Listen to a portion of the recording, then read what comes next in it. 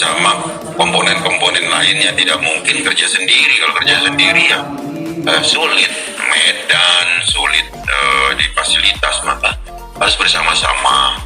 Karena pemilahan antara infak, sedekah, wakaf, zakat itu juga harus diketahui sejak dini bahwa, dan ini kelebihannya mewakaf itu tidak harus muslim, bisa non muslim juga, begitu ya bro.